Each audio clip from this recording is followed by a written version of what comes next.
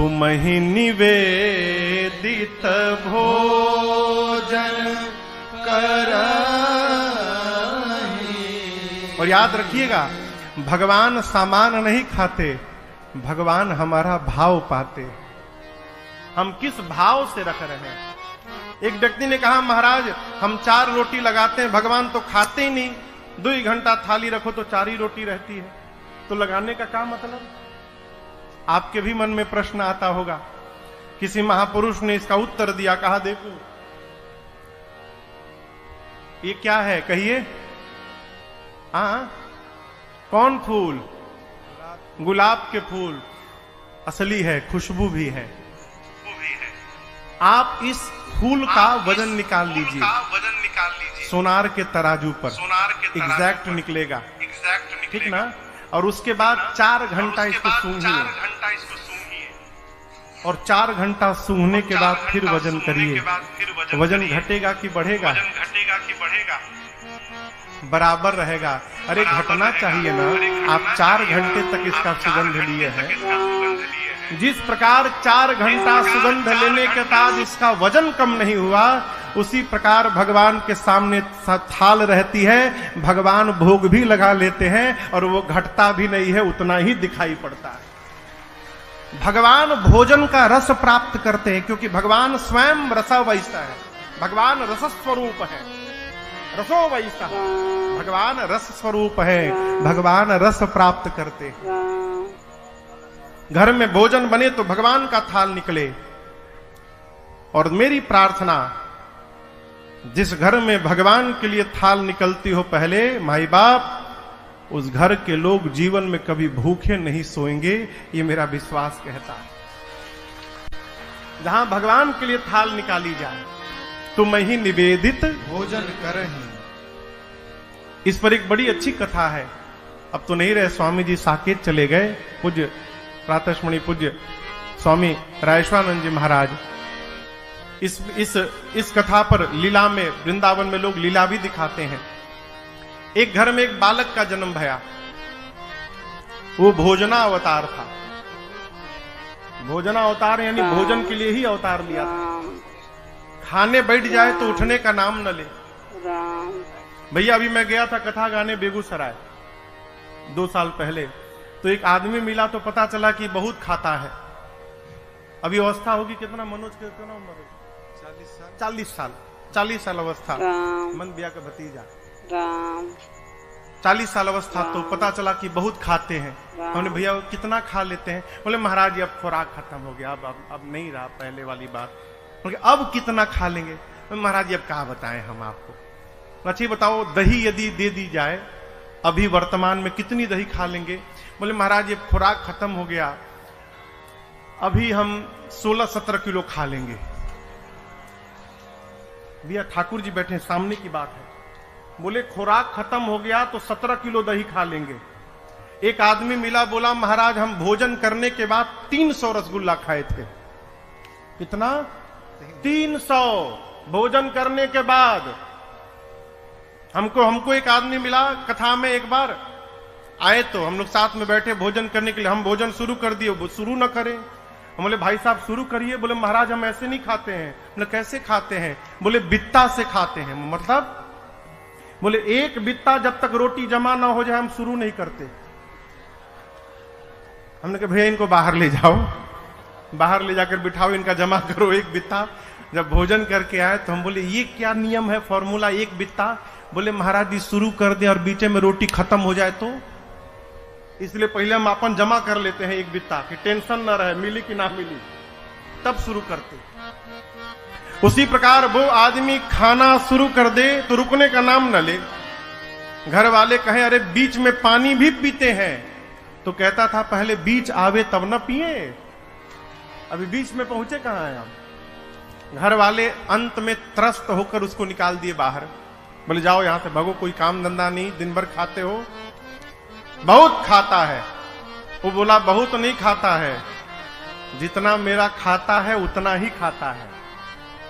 खाता से अधिक कोई नहीं खाता। जिसके खाता में जितना लिखा है वो उतना ही खाता है। घर वाले जाए, बोले जाओ बाहर खाता खोलो, यहां तुम्हारा खाता बंद।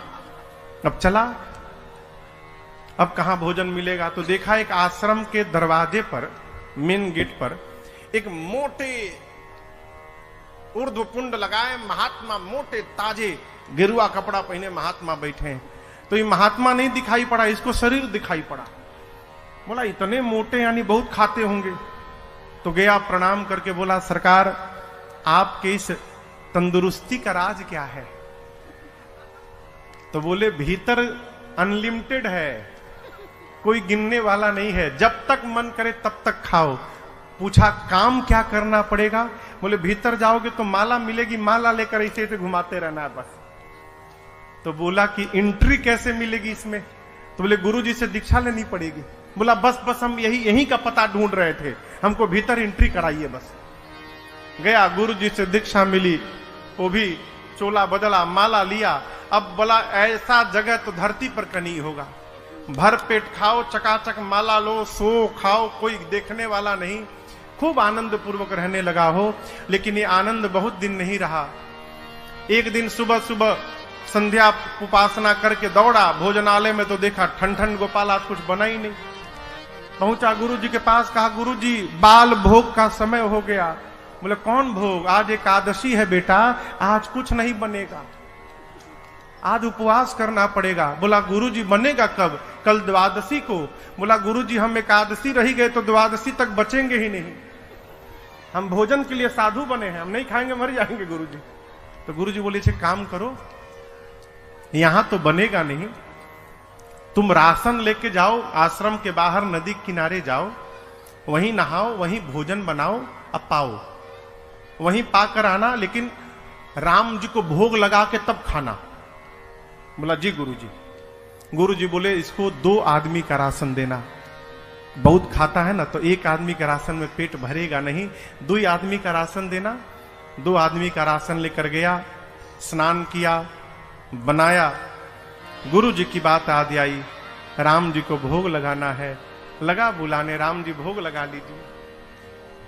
अरे राम आइए मेरे राम आइए, अब मेरे भोजन का भोग लगाइए। मेरे राम आइए, प्रभु राम आइए, मेरे भोजन का भोग लगाइए।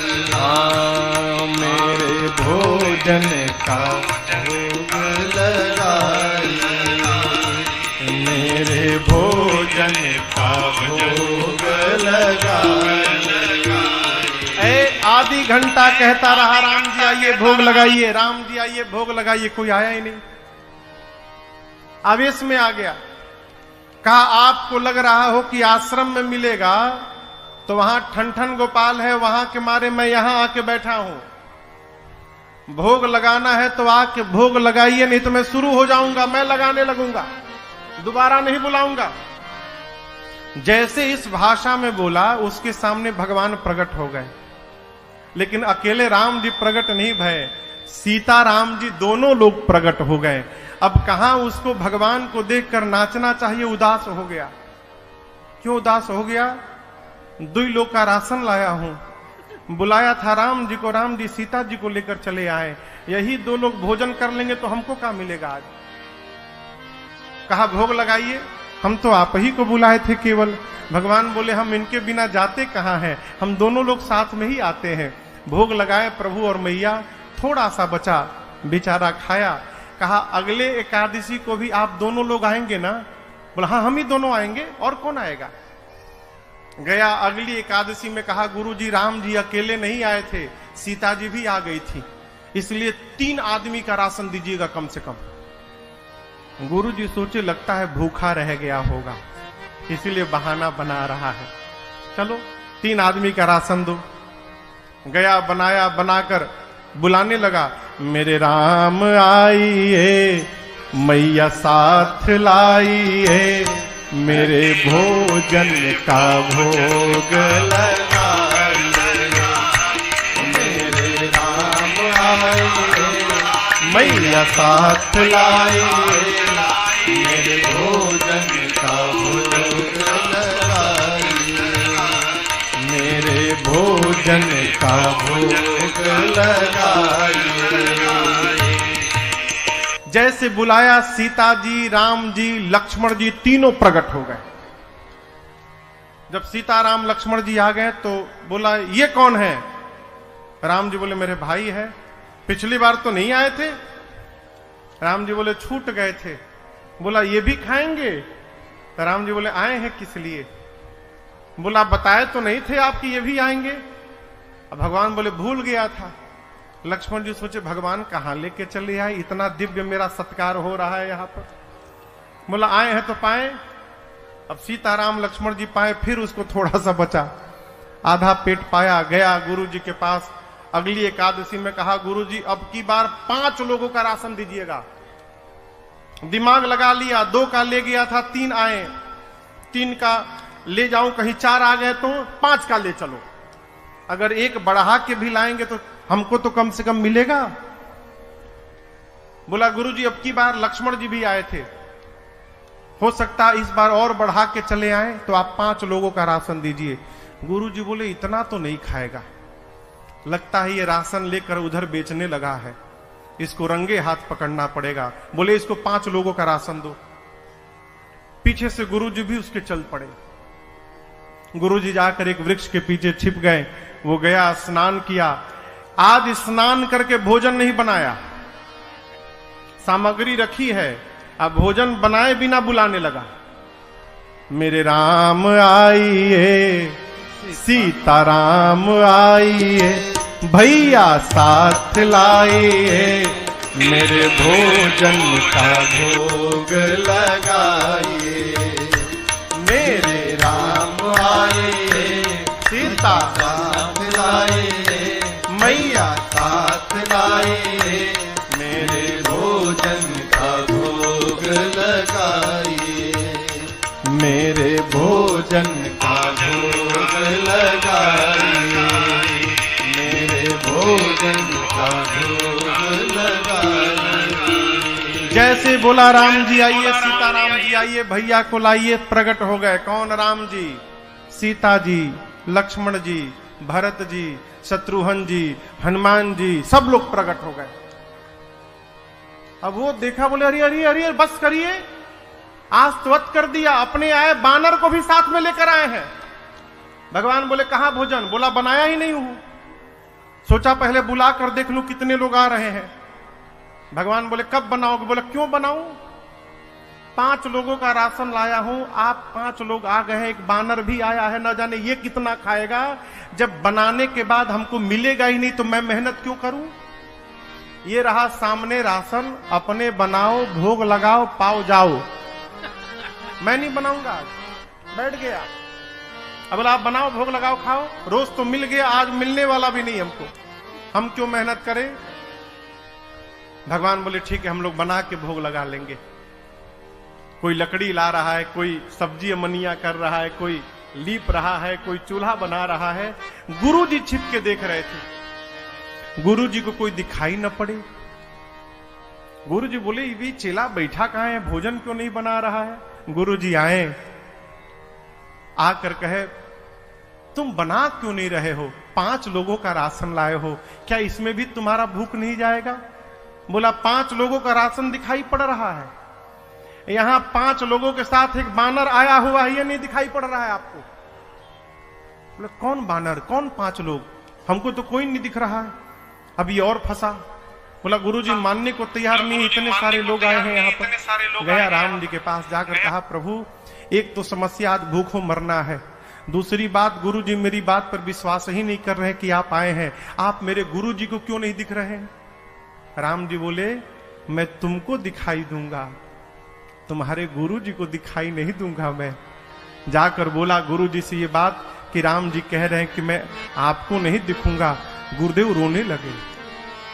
गुरुजी समझ गए कि इसको भगवान का दर्शन हो रहा है, लेकिन मेरी भक्ति आज तक उतनी नहीं पकी कि मुझे भी भगवान का दर्शन हो। अपने दुर्भाग्य पर सदगुरु को रोना आ गया और शिष्य गुरुदेव को रोते हुए बर्दाश्त नहीं कर पाया। जाकर राम जी के चरणों को पकड़ लिया, कहा प्रभु मैं तो भोजन करने के लिए साधु बना था, मेरे गुरुजी तो कितने ज्ञानी हैं, धर्म भी जानते हैं, वेद भी जानते हैं, नियम से भी रहते हैं, उसके बाद भी आप मुझे दिखाई दे रहे हैं और मेरे गुरु जी को नहीं दिख रहे हैं। राम जी ने कहा पुत्र, सत्य है कि तुम्हारे गुरुदेव ज्ञानी हैं, लेकिन बेटे जितने सरल तुम हो ना, उतने सरल तुम्हारे गुरु जी नहीं हुए हैं, इसलिए मैं तुमको दिखाई दूंगा, तुम्हारे गुरु जी को नहीं दिखाई। भगवान के चरणों में गिर गया, कहा प्रभु मेरे लिए एक बार आप गुरु जी को दर्शन दीजिए। तो भगवान ने उनके गुरुदेव को भी दर्शन दिया, पंचायतन दरबार के साथ दर्शन दिया। ये क्या है? तुम ही निवेदित भोजन